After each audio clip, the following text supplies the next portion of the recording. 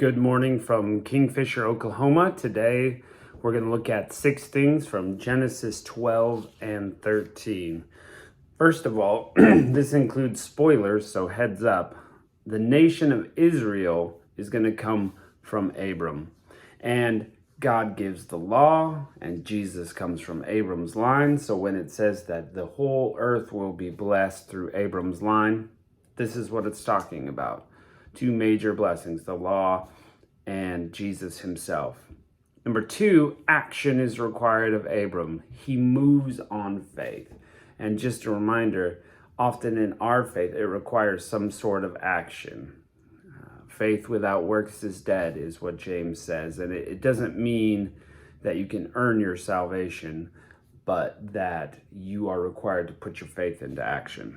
Number 3, Abram shows that he's not perfect in this story. He plans to deceive people to keep himself alive. And that's not good. But it does go to show a little more accuracy in the Bible. Remember, we said that in a narrative, if people were looking at your life, you'd want to leave out the bad things, keep the good in. So this shows that it's more accurate because the negative things about the characters of the Bible are in there. Number 4, God blesses Abram with many animals, which was a sign of wealth in that time. But it comes with an interesting caveat here. He is blessed so much that his nephew Lot and he have to separate because they don't have enough space and it's causing conflict. So number 5, Lot moves towards Sodom and Gomorrah. These are wicked cities. And it obviously hasn't taken too long from Noah to Abram to find wickedness on the earth again. And lastly, number 6, the Lord makes a promise of the land that Abram's going to receive, that his descendants, Israel, will receive. And remember, he promises many descendants, but Abram is 75 years old. So this is kind of a weird promise to receive. I'm going to have children. I'm going to have descendants. I don't have any now. I'm 75. So we'll check that out. And this promise of descendants and land is going to come up quite a few times as we move through Genesis. So here we go. Chapter 12, a big promise. Now the Lord said to Abram, "Get thee out of thy country and from thy kindred and from thy father's house unto a land which I will show thee. And I will make of thee a great nation, and I will bless thee and make thy name great. And thou shalt be a blessing. And I will bless them that bless thee, and curse him that curseth thee. And in thee all the families of the earth shall be blessed." So Abram departed, as the Lord had spoken unto him. And Lot went with him. And Abram was 75 years old when he departed out of Haran. And Abram took Sarai his wife, and Lot his brother's son, and all their substance they had gathered, and all the souls they had gotten in Haran. And they went forth into the land of Canaan, and into the land of Canaan they came. And Abram passed through the land of the place of Sichem, and the plain of Moreh, and the Canaanite was then in the land. And the Lord appeared unto Abram. Remember, the Canaanites were descendants of Noah's son.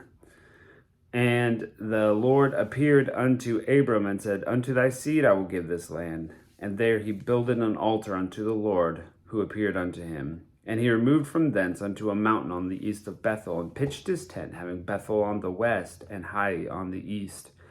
And he builded an altar to the Lord, and called upon the name of the Lord. And Abram sojourned, going on still toward the south.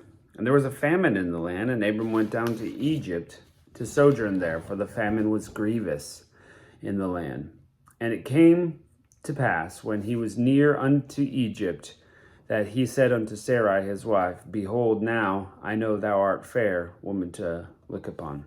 Mizraim is what it's translated in the Hebrew, not Egypt. So it's a clan, again, of the descendants of one of Noah's sons. "Therefore it shall come to pass, when the Egyptians shall see thee, that they will say, This is his wife, and they will kill me, but they will save thee alive.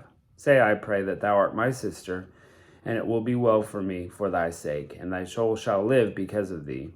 And it came to pass that when Abram was come to Egypt, and the Egyptians beheld the woman, that she was very fair. The princes also of Pharaoh saw her and commended her before Pharaoh, and the woman was taken into Pharaoh's house. And he entreated Abraham well for her sake. And he had sheep and oxen, and he had asses, and men servants, and maidservants, and she-asses, and camels. And the Lord plagued Pharaoh and his house with great plagues because of Sarai, Abram's wife. And Pharaoh called Abram and said, What is this that thou hast done unto me? Why didst thou not tell me that she was thy wife? Why saidst thou, She is my sister?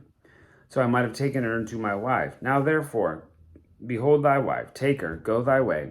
And Pharaoh commanded his men concerning him, and they sent him on his way, and his wife, and all that she had. And Abram went out of Egypt, he and his wife, and all that he had, and Lot with him into the south. And Abram was very rich in cattle, in silver and gold. And he went on his journeys from the south, even to Bethel, unto the place where his tent had been at the beginning, between Bethel and Hai, unto the place of the altar which he had made there at first. And there Abram called upon the name of the Lord.